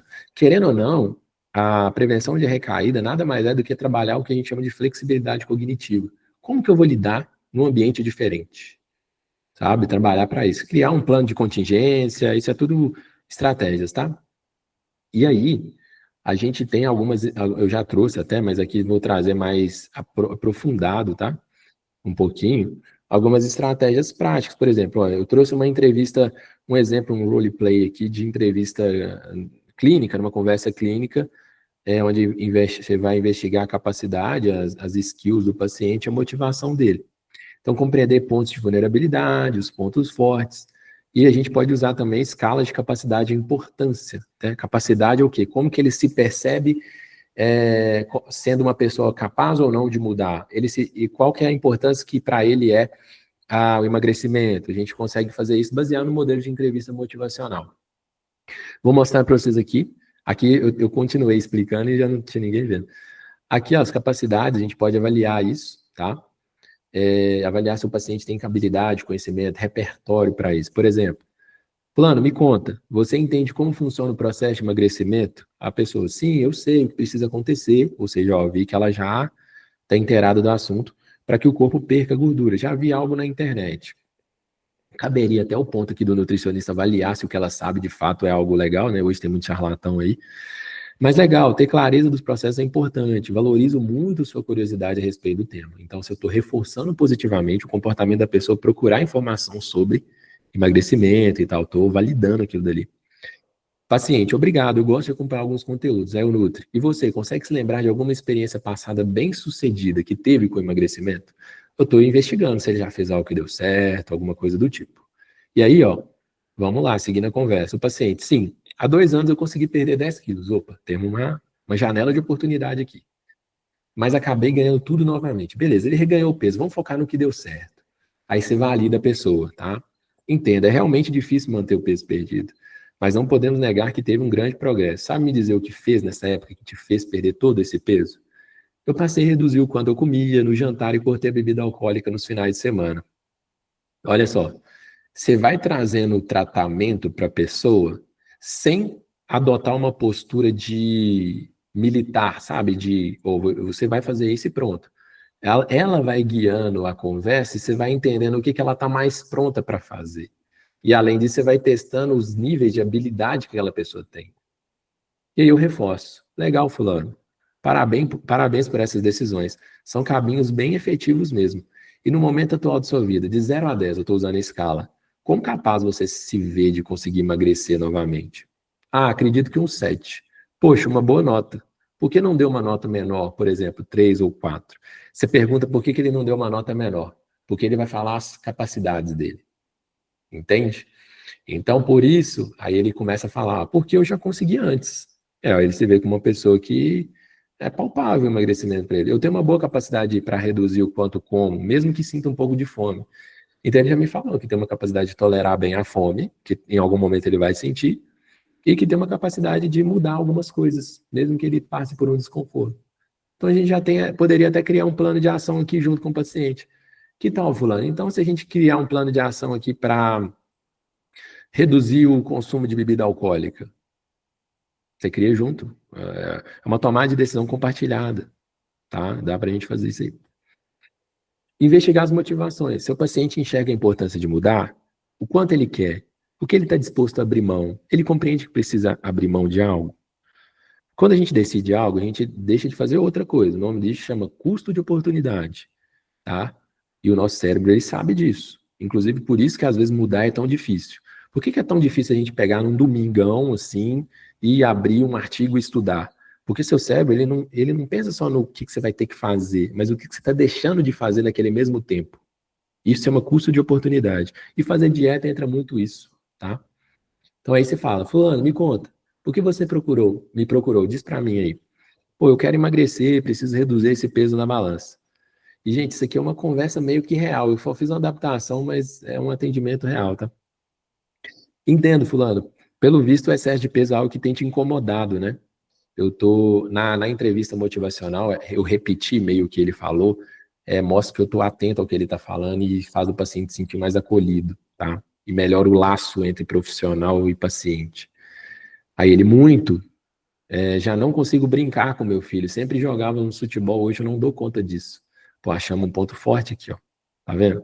Nossa, que legal. Imagino que você se sente muito bem tendo momentos assim com seu filho, né? Sim, é o meu momento de estar com ele. Eu trabalho bastante, o futebol é uma atividade que nos une.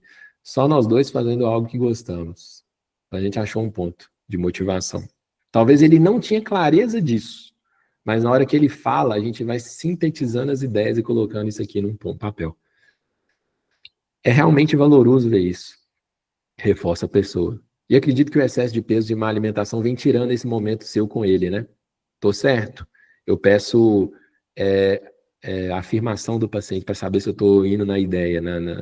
Ele, demais, eu não quero mais que a má alimentação e excesso de peso me tire de coisas que são tão importantes para mim. Aí a gente fala, ó, eu encontrei algo muito forte aqui, fulano. Você está me dizendo que vale a pena se esforçar no processo de mudança para que consiga manter esse contato tão prazeroso e afetivo com seu filho.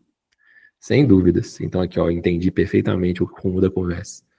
E me fala, usei escala de novo, só que agora é escala de importância. Numa escala de 0 a 10, quão importante é para você hoje atingir a perda de peso? 10, eu quero muito isso. Então você pegou um paciente que tem uma forte motivação. Tá? Nem sempre vai ser assim, gente. Eu trouxe aqui para, né, porque é mais rápido, mas assim, às vezes você vai pensar num paciente que fala que quer emagrecer, mas quando você conversa com ele, ele não tem tanta clareza dos motivos. E aí é a importância do nutricionista, talvez, ir investigando o que pode trazer ele mais essa clareza. O que ele valoriza de fato? Será que ele valoriza ver o peso caindo? Tem muita gente que fala que está emagrecendo por saúde. Quando você vai falar, é por estética. Ela não fala que é por estética com vergonha de um julgamento do profissional. E aí a gente entender isso às vezes é importante também. Às vezes, ontem mesmo atendi uma paciente, ela falou que queria emagrecer porque para ela ver o peso na balança é importante. E na hora que a gente conversou, fui usando alguns modelos de entrevista motivacional, a gente viu que para ela emagrecer era importante porque ela valorizava muito se sentir no controle da situação com a comida. Tanto é que ela não gostava da ideia de deixar de comer coisas. Ela não sentia, porque tem muita gente que, por exemplo, eu vou num aniversário, eu deixo de comer coisa, a pessoa se sente realizada, como tipo assim, putz, tive força de vontade, fui lá e não comi. Ela não sentia isso, ela sentia que ela tinha deixado de comer, isso gerava para ela uma angústia. Aí a gente conversando, ela falou que para ela não é o não comer que ela valoriza, é saber comer em doses controladas. Então ela valoriza a sensação de controle sobre a comida. E quando ela engorda, ela tem a sensação que o engordar está associado à sensação de estar perdendo para a comida. Então essa é uma motivação para ela, sentir no controle da situação. Tá? É na clínica que a gente escuta isso, é na conversa, é igual o Karina falou no início lá, é na sutileza da fala do paciente, aquela coisinha que você pega ali, ó, e não, por isso que não pode moscar, você está atendendo o paciente, a atenção total naquele momento. No meu computador aqui na parede eu tenho um post-it escrito assim, está 100% presente na fala do paciente. Porque quando você vai atendendo e passa um atendimento, o outro, o córtex pré-frontal começa a pedir arrego. E aí isso aqui é uma forma de me voltar para atenção para isso, porque aí eu retomo aqui. Então o nutricionista tem que estar atento ao que ele está fazendo, cara. Não tem jeito, você está atendendo o paciente e respondendo no WhatsApp. Cara, vai ser uma consulta ruim pra caramba. E valorizar o processo é mais eficiente do que valorizar apenas o resultado final. Então, focar no objetivo final pode dar aquela sensação de sonhar acordado. Tipo, nossa, eu só fico pensando lá na frente e acaba desvalorizando o que eu posso fazer agora. Então, a pessoa ignora os meios pelos quais vai atingir isso, desfavorece a criação de comportamentos, redução de mau automonitoramento, e autorregulação. Dificulta a criação de um hábito adaptativo em cima dos hábitos antigos. Tá? Eu não penso no processo, eu penso só no resultado. E para isso a gente pode criar as metas SMART, né, que vem da sigla aí de Specific, Measurable, Achievable, Relevant e o time de tempo. Então, criar uma meta em cima disso pode ser algo importante, porque você começa a sistematizar a forma, o meio pelo qual vai atingir aquilo dali, tá? E se você conseguir criar a meta SMART de maneira colaborativa, é bem melhor, óbvio. Junto com o paciente, focado no processo dele, alinhando expectativa, tá? Quebrando discrepâncias, mostrando para a pessoa o que é possível fazer. Um exemplo de uma meta SMART de processo. Uma meta específica, aumentar o consumo de vegetais. Poderia até colocar a quantidade em gramas aqui, se a pessoa pesa comida, por exemplo. Mensurável, usar a balancinha de cozinha para pesar, assim que ela vai medir. Atingível, separar 60 minutos do domingo para preparar os vegetais da semana. Usar temperos naturais que têm maior preferência para melhorar a palatabilidade. Por que é relevante? Isso vai aumentar o consumo de vegetal, vai dar mais saciedade, facilitando a perda de peso, melhorar o funcionamento do intestino, a saúde do cabelo. Isso foi o que eu criei junto com a paciente, tá? E o tempo a gente vai deixar 4 semanas até a data da próxima consulta de monitoramento. Isso é uma meta de processo, que nós não falamos do peso em si, mas que provavelmente uma pessoa que acaba comendo mais vegetais, a gente tem estudos mostrando isso, tem mais facilidade de perder peso. Tá? Além disso, outros resultados associados. Manejo do ambiente, né? Vamos para uma outra estratégia.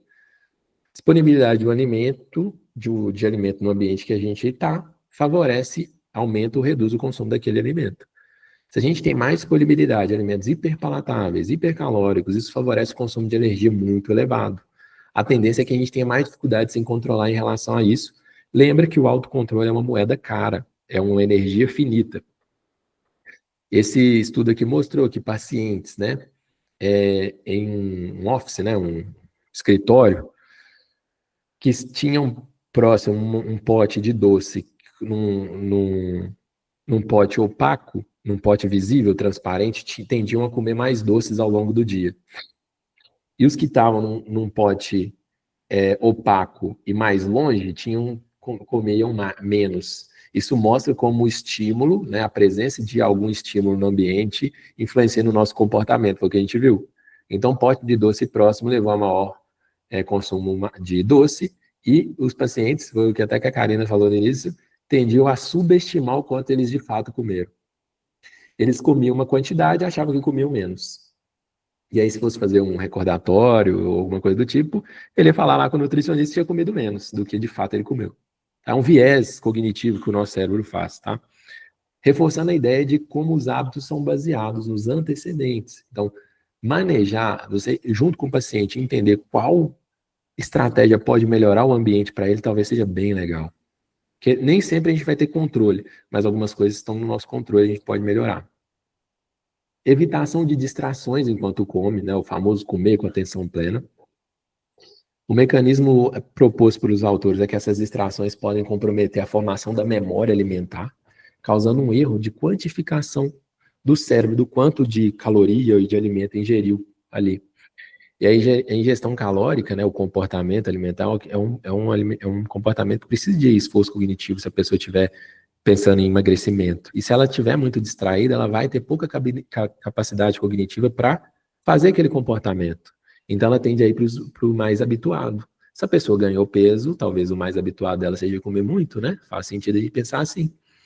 E esse estudo viu que houve um aumento de 15% de calorias consumidas em uma refeição quando os participantes estavam distraídos, em comparação com participantes sem distrações. No caso aqui, usaram smartphone, leitura e televisão.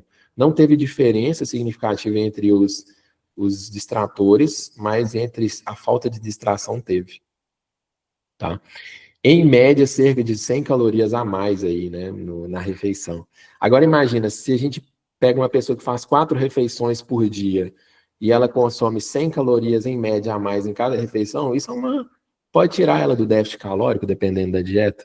Então, é uma estratégia válida aí também, tá? Aqui, ó, um outro estudo também fazendo isso, né? O jogo de computador. Então, participantes que fizeram uma refeição com distração e jogar no computador relataram menores níveis de saciedade após a refeição. A distração pode atrapalhar a identificação central de respostas viscerais do alimento. A ínsula, lembra lá no início? Talvez ela não consegue identificar muito bem, porque é um processo cognitivo. A distração pode atrapalhar a memória de curto prazo. A memória de curto prazo é relacionada ao córtex pré-frontal. Então, o quanto e o que comeu fica mal analisado, assim. A gente tem um outro estudo mostrando aqui, já uma meta-análise, mostrando que o grupo que foi exposto à distração comeu mais na refeição subsequente. Olha só, errei aqui o escrito, mas eles comeram mais na refeição em si, mas o maior consumo calórico foi na refeição seguinte, mostrando que, de fato, parece ter alguma coisa que influencia nessa memória alimentar aí. E o grupo não exposto mostrou melhor construção da memória alimentar após realizar as refeições. Como que eles avaliaram isso? Fulano, descreve para mim o que você comeu aqui. Então, as pessoas que tinham mais atenção na hora de comer, elas conseguiam descrever mais próximo da realidade em relação àquelas pessoas que comeram com distração. E aí, é uma estratégia fácil assim, de implementação barata, que a gente pode orientar o paciente, sistematizar isso num plano de ação e tal, sobre uma estratégia de comer com atenção plena, de tirar o celular na hora que vai comer, tá? Uma estratégia que eu faço do ponto de vista prático com meus pacientes às vezes, normalmente quem come com distração come rápido, tá? Tá muito ligado. Eu peço a pessoa para tirar o celular de perto na hora, sentar na mesa, e quando ela começar a comer, ela bota o celular num outro cômodo da casa e liga o cronômetro do celular. E ela só vai pegar o celular na hora que ela terminar a refeição. E ela vai mensurando e vai registrando quanto tempo ela está gastando. Não dá para fazer em todas as refeições, senão na aderência fica ruim, mas pelo menos nas refeições principais da pessoa, tipo almoço ou jantar. E aí ela vai mensurando, ó, semana 1, eu estava gastando 5 minutos para almoçar, depois eu comecei a gastar 7. E aí o objetivo é, de fato, comer mais devagar, gastar mais tempo para comer. Porque isso dá mais tempo para o seu cérebro entender os sinais viscerais de saciedade e formar aquela memória alimentar. É uma estratégia que você pode fazer com o paciente. Então, eu preciso de um celular, de um cronômetro e da motivação dele. Né? Isso a gente consegue manejar na clínica. Tá? E comer dividindo a atenção piora a formação da memória alimentar. A memória alimentar pode ter impacto sobre a sensação de saciedade. Se a última refeição é relembrada como satisfatória, essa é a hipótese dos autores, tá? Pode gerar um efeito inibitório em relação às refeições seguintes. É como se você se lembrasse, putz, eu comi bem na última refeição, vou segurar a onda aqui, porque eu me lembro que eu comi bem. E se a gente distrai, isso é difícil. Outra estratégia, lista de vantagens e desvantagens, tá? É uma estratégia mais cognitiva também, auxilia na visualização de pontos positivos e negativos de permanecer ou iniciar o processo de mudança. É uma forma de escrever e verbalizar isso, você pode fazer junto com o paciente na consulta.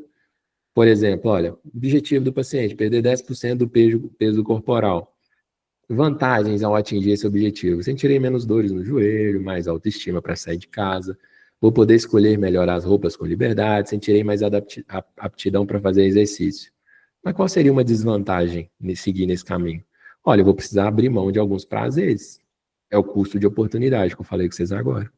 Olha, eu vou sentir mais vontade, provavelmente. Eu vou deixar de fazer coisas que eu estou habituado, talvez seja um desconforto inicial. E qual seria a vantagem de não atingir esse objetivo? A pessoa não identificou, não vejo. E a desvantagem de não atingir esse objetivo? Eu vou ficar sem autoestima, vou continuar sentindo-me fracassada, que caberia até outras camadas de conversa em si, e vai se ver como uma pessoa sem força de vontade. Talvez aqui seja uma pessoa que valoriza a alimentação como uma percepção de capacidade dela própria, tá? Vamos lá, estamos acabando. Análise em cadeia de eventos. Depois eu vou deixar algumas indicações de livros de nutrição comportamental que são bons, assim. Tem muito ruim, tá? Mas tem uns bons. A melhora da discriminação de todo o cenário e contexto. A análise de cadeia em evento é entender que o seu comportamento ele não acontece do nada, ele tem antecedentes. Porque muitas vezes a pessoa não tem clareza disso. Eu como porque eu não tenho foco. Não, isso não explica. Tem alguma coisa que acontece no seu ambiente, no seu estado interno, que facilita você ou não de fazer aquilo. Isso ajuda a trazer essa consciência para a pessoa, entender quais são os fatores de vulnerabilidade que ativam hábitos e permite que a pessoa crie rotas alternativas para melhorar o repertório dela. Vai ficar ruim de ver, porque eu tirei foto de um livro, mas depois eu posso mandar para a Karina a referência aí. Isso aqui é uma análise em cadeia. Ó. Tem um comportamento problemático, a pessoa inclui o que ela está querendo trabalhar, no caso, uma compulsão alimentar. Um evento gatilho, ó, tive uma briga com meu marido sobre os nossos planos para as férias. Fator de vulnerabilidade. Ela se circulou sono desequilibrado, tem outro também, né, o estado emocional mais intenso e tal. E ela colocou, fiquei acordada até muito tarde na noite anterior, como faço com frequência. Então, a restrição de sono é um fator que gera vulnerabilidade, o nosso córtex pré-frontal fica menos ativo. E aí ela foi colocando os elos, né? E para cada ela foi colocando o que ela fez. Eu peguei minhas coisas e entrei no carro, questionei-me sobre a possibilidade de eu ser egoísta, se eu deveria pedir desculpas para o marido, etc. Fiquei triste porque as férias ficaram tão estressantes e complicadas, e tananana, até que chegou, ó, senti desejo, excitação e antecipação, estacionei o carro em uma conveniência, comprei comida e acabei tendo um episódio de compulsão dentro do carro. Chegou no comportamento. E aí, aqui são comportamentos habilidosos para substituir. Então, você pode ensinar o paciente habilidades, né, técnicas de respiração diafragmática, cartão de enfrentamento, são várias técnicas. Se fosse fazer, dava uma aula só de técnicas, talvez. Mas é só para vocês verem que a análise em cadeia, às vezes, ela pode ser, fazer essa aqui, que é mais completa, pode fazer uma simplificada, que eu usei com o paciente, vou mostrar para vocês agora. Olha só, essa aqui foi real, tá? Fatores de vulnerabilidade, cansaço mental e estresse, evento gatilho, chegar em casa depois do trabalho, tá? Ele chegava tarde. Os elos. Primeiro um elo emocional, tédio, preocupação, ansiedade. Ir para a cozinha, estou falando um elo ambiental, uma ação aqui. Exposição a vários tipos de alimento. Comportamento problemático, comer exageradamente. Consequências emocionais, ó. Remorso, sensação, redução da sensação de capacidade, alívio momentâneo. Então, tem consequências positivas também. Talvez é por isso que o comportamento continue acontecendo muitas vezes. Tristeza. E aí eu pedi a esse paciente para começar a criar uma lista de comportamentos substitutos. Cara, beleza.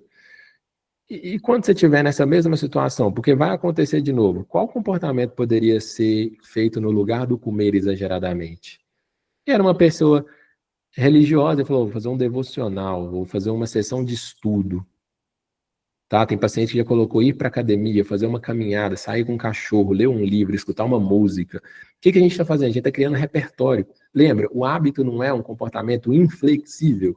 Quando a gente faz isso aqui, a gente está criando uma flexibilidade cognitiva para a pessoa, para ela entender que apesar dela passar por isso aqui, ela pode se comportar de uma forma diferente e que talvez isso esteja mais alinhado com o que é importante para ela no momento, tá?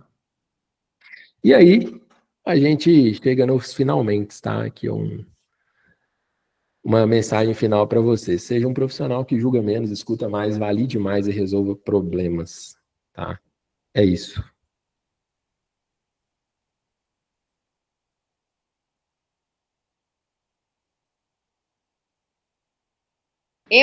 A gente bateu palma.